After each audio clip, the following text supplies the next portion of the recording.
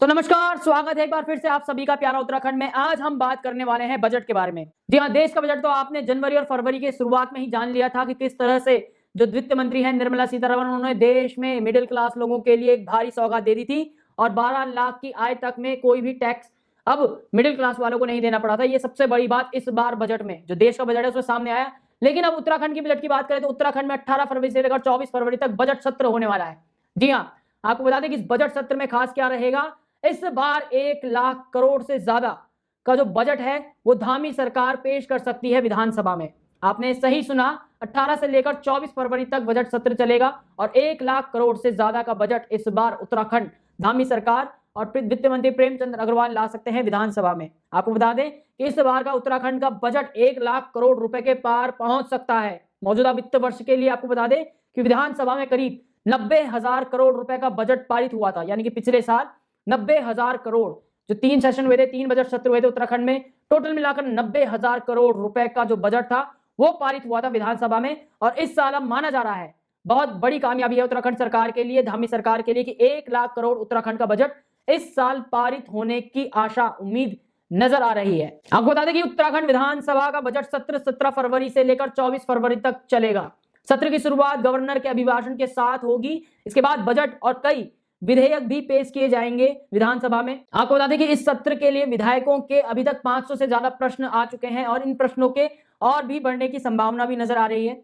इस बार खास क्या रहेगा ये भी बताते हैं। इस बार ई विधानसभा के आयोजन का निर्णय भी लिया गया है। इसके लिए सदन में सभी विधायकों की टेबल पर एक टैबलेट भी लगाया जा चुका है, यानी कि अब ई विधानसभा उत्तराखंड में भी शुरू हो जाएगी चलनी। विधायकों को कार्यसूची समेत सभी दस्तावेज इस बार ऑनलाइन भेजे जाएंगे। जी हाँ, ई विधानसभा चलेगी, टैबलेट लगाए गए हैं, सबको जो दस्तावेज हैं, जो भी डॉक्यूमेंट्स हैं, वो अब ऑनलाइन भेजे जाएंगे। हालांकि आपको बता दें कि पहली बार उत्तराखंड में ई विधानसभा का पहली बार आयोजन हो रहा है। इस वजह से काफी काम मैनुअल भी होने की संभावनाएं हैं, क्योंकि ये शुरुआती क्षण है। पहली बार ई विधानसभा का आयोजन उत्तराखंड में हो रहा है 18 से लेकर 24 फरवरी के बीच में।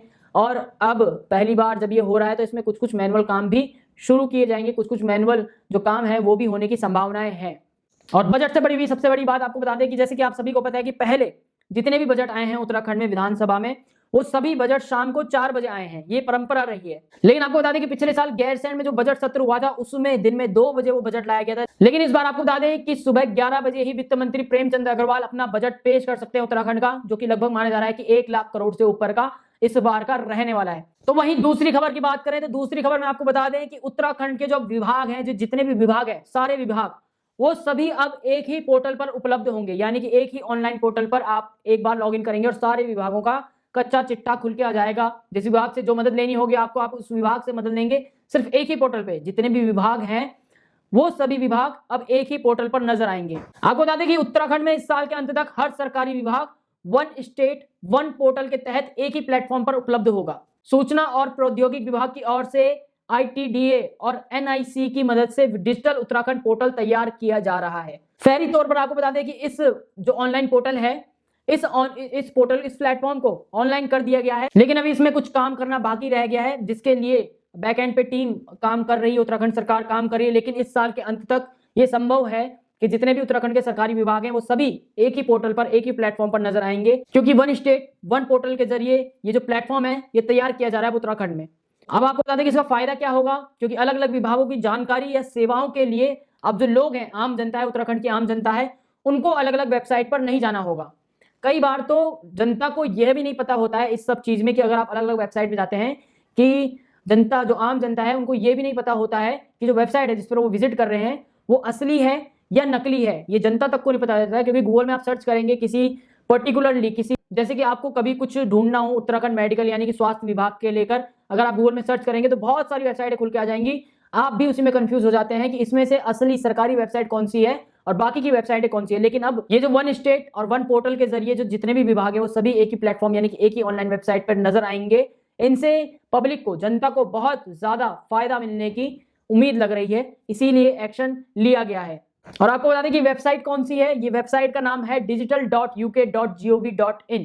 जी हाँ, digital.uk.gov.in ये एक वेबसाइट है जिसमें साल के अंत तक आपको सारे ही जो विभाग हैं उत्तराखंड के सरकारी विभाग हैं वो इसी वेबसाइट पे आपको दिखते हुए नजर आएंगे। अब आपको बता दें कि इस प्लेटफॉर्म की विशेषता, ये जो प्लेटफॉर्म है, इस प्लेटफॉर्म पर सभी विभागों की वेबसाइट यानी कि S3WAAS यानी कि स्वास्थ्य, सुरक्षित, स्केलेबल और सुगम फ्रेमवर्क के साथ उपलब्ध हो रही हैं। ये जो दिव्यांग लोगों के लिए भी जो वेबसाइट है, उसको वेबसाइट ब्राउजिंग में सुगमता प्रदान करता है।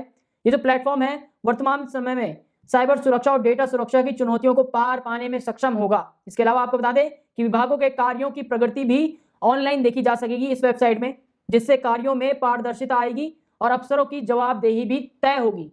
और सबसे बड़ी बात कि ये जो प्लेटफॉर्म है, जो ये digital.uk.gov.in वाला प्लेटफॉर्म है, जिसमें सारी वेबसाइटें, जो सारी सुविधाएं हैं सरकार की, वो एक ही प्लेटफॉर्म पर नजर आएंगी।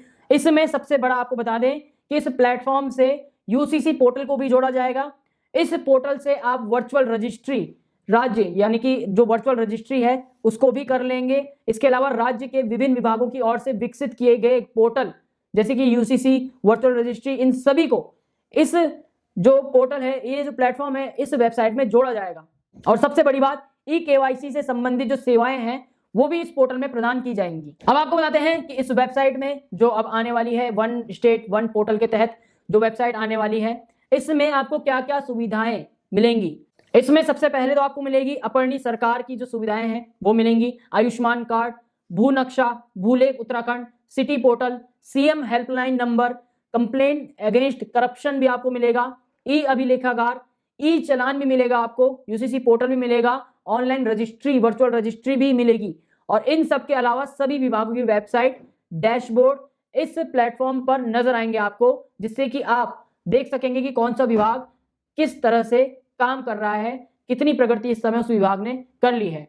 बहरहाल सरकार की एक नई कोशिश डिजिटल इंडिया को आगे प्रमोट करने की। देखते हैं इस साल के अंत तक ये वेबसाइट जब बनकर सामने आएगी, जिसमें सारी सुविधाएं एक ही वेबसाइट में मिलेगी उत्तराखंड सरकार की, तो पब्लिक का रिएक्शन क्या होगा। बहरहाल प्यारा उत्तराखंड में इतना ही। जय हिंद, जय भारत, जय उत्तराखंड।